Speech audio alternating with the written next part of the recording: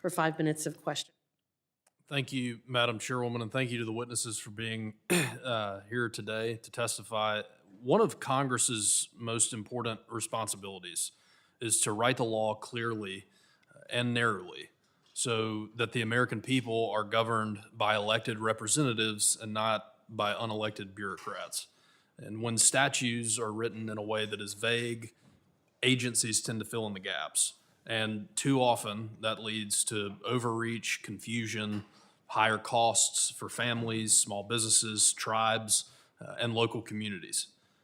Clear congressional direction matters, and making laws easier to follow, easier to enforce, and that are far less expensive to comply with matters.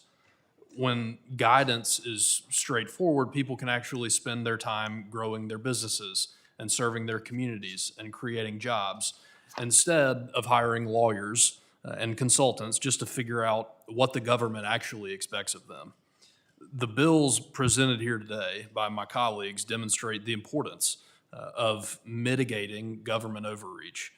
And limiting that government overreach also means that we recognize the real differences between individuals, small businesses, nonprofits, and tribal governments, because a one-size-fits-all regulation does not work.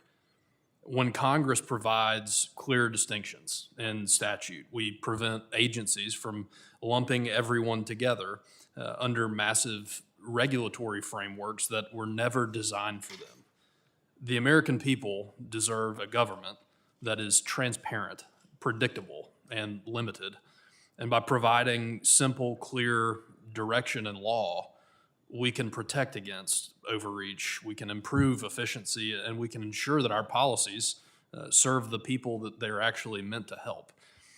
Chief Anders, I thank you for your comments. As a avid sportsman and someone that loves waterfowl hunting as much as anything, I appreciate what you're doing, what you're saying, so thank you. But today, I want to focus my line of questions on Representative Gosar's bill, the Protecting Local Zoos Act of 2026. So, Ms. Stenner, first off, thank you for traveling up from North Carolina, as I did. You know as well as I that the weather was not great, so thank you for braving that to get here today. But can you answer, how has the Big Cat Public Safety Act impacted your foundation? And how can conservationists balance conservation efforts with common sense safety regulations? Thank you for the question. It has impacted the members of the Feline Conservation Foundation because many of our members are smaller facilities that are not government funded and that don't exist in large metropolitan areas. They serve rural communities, and many of them are very small businesses and rely heavily on volunteers for activities like assisting veterinarians when an animal exam is happening, maintaining the lawn. And right now, people can't mow within 15 feet of a big cat's habitat. There's a large number of smaller facilities that are heavily impacted this way, including my own facility in North Carolina. It's extremely important, I think, that we have clarity in these issues and that we be given the guidance that is needed to make sure that we are fulfilling our roles. Are the pictures with lion and tiger cubs described in Mr. Bryant's testimony legal under federal law today? No. How about baby jaguars? No. What about African leopards? No. How about cougars? No.